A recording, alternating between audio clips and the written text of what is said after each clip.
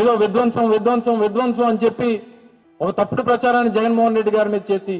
రాజకీయంగా దాన్ని ఉపయోగించుకునేటువంటి కార్యక్రమం చేశారు. ఏంటి జగన్మోహన్ రెడ్డి గారు చేసినటువంటి విధ్వంసం? రాష్ట్రంలో 45,000 పాఠశాలలు ఉంటే వాటిని బాగు చేసి పిల్లలకు మెరుగైనటువంటి విద్యను అందించి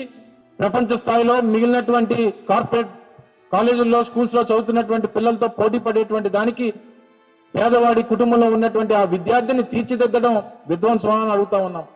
దేనికి విధ్వంసం? దాదాపు 2,500 జబ్బుల్ని ఆరోగ్యశ్రీ కింద తీసుకుని వచ్చి అప్పటికే ఉన్నటువంటి మరో 1000 జబ్బుల్ని కలిపి 3,500 పైచిలుకు జబ్బుల్ని ఆరోగ్యశ్రీ కింద తీసుకుని వచ్చి కుటుంబానికి 25 లక్షల రూపాయలు ఆరోగ్యశ్రీ కింద వారికి భరోసాను కల్పించి పేదవాడికి ఏదైనా ఆరోగ్యపరమైనటువంటి కష్టం వస్తే ఆ ప్రాణాన్ని కాపాడడానికి జగన్మోహన్ రెడ్డి గారి ప్రభుత్వం ఉంది అని చెప్పి ఆ రోజు ఆ భరోసాని జగన్మోహన్ రెడ్డి గారు కల్పించడం విధ్వంసం అని అడుగుతా ఉన్నాం. విశాఖపట్నం, చెన్నై, బెంగళూరు, హైదరాబాద్ 3 ఇండస్ట్రియల్ కారిడార్లు తీసుకుని వచ్చి ఈ 3 ఇండస్ట్రియల్ కారిడార్ల పరిధిలో 50,000 ఎకరాల ఇండస్ట్రియల్ భూమిని సేకరించి అనేక పరిశ్రమల ఏర్పాటుకి దోహదపడి పారిశ్రామికంగా ఈ ప్రాంతాన్ని అభివృద్ధి చేసి ఈజ్ ఆఫ్ డూయింగ్ బిజినెస్ లో దేశంలోనే నంబర్ 1 రాష్ట్రంగా పెట్టినటువంటి జగన్మోహన్ రెడ్డి గారు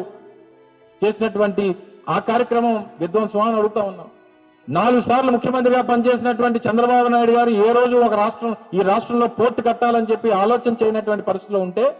మాకు ఇచ్చినటువంటి 5 సంవత్సరాల కాలంలో జగన్మోహన్ రెడ్డి గారు ఈ రాష్ట్రంలో 3 పోర్టులు మచిలీపట్నం, మూలపేట, రామాయపట్నం వీటితో పాటు ఒక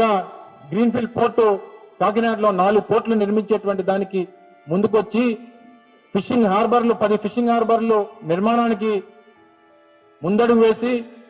6 ఫిష్ ల్యాండింగ్ సెంటర్ల నిర్మాణాన్ని మొదలుపెట్టి